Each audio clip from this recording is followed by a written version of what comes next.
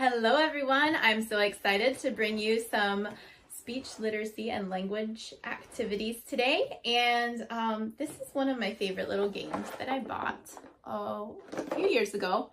I've combined it with some other little Dollar Tree trinkets, but the kids love this cupcake game. You can use it for so many different things. As long as you have a child, you're not worried about choking on these teeny tiny parts. I think it says ages 3 and up. But even the 3-year-olds, be careful. You can take apart each little piece of the puzzle to make a specific cupcake for each princess. And I'll tell you, the boys enjoyed making cupcakes as much as the girls, even though these are princesses on the cards. So for example, we have our Briar Rose, our Sleeping Beauty, Princess Aurora here, and it has steps. So we're working on sequencing. Sequencing is a critical foundational skill for learning later on. If we start when our children are 2 and 3 working on sequencing 1 to 2 step directions, then they get really good at that. 80-90% of the time we can move to the 2 and 3 step directions and the 3 and 4 step directions.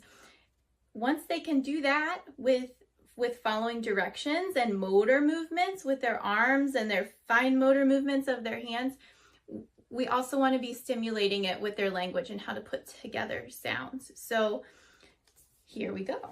An example of how you can do this with gross motor movements is setting up an obstacle course in your house. My daughter is 2.5 and she loves to do this.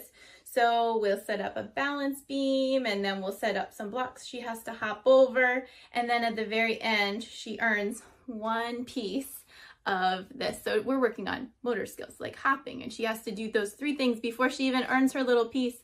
And then we'll say, this is pink. We'll go pink. And she says pink, and I don't give it to her yet. She says, Mama, pink. I say, oh, Mama, I want pink. And then I might get something like, pink, please, Mama. So then I hand it to her, and she's able to continue that multiple level of problem solving and sequencing to go through the obstacle course for the next piece of the cake. All right, so you would repeat those steps to earn all 4 parts. This is a great way to work on joint attention, and you don't have to think of it just on the fly. You can kind of plan these things out, or you can just try out what I'm suggesting and make it your own. So a way to advance it to the phonological level of sequencing, say, let's see, 1, 2, 3, 4. We have 4, so let's pick out a word like star. Say your child maybe needs to practice their S blends, like a S and a T.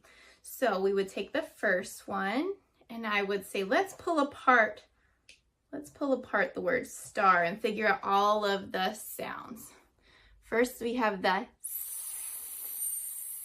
sound. Then we have a T. What's the next sound? We have S, T, R, star. Let's see if we can glue it back together. R. So we're working on blending. What if we take away the first 2 sounds, the S and the T? What's left? This is called elision now. If we take away the st, we're left with R. St, R, star. Without even introducing letters to this activity, you're working on the phonological process of blending. It's such an important piece of the puzzle. When we add letters to this,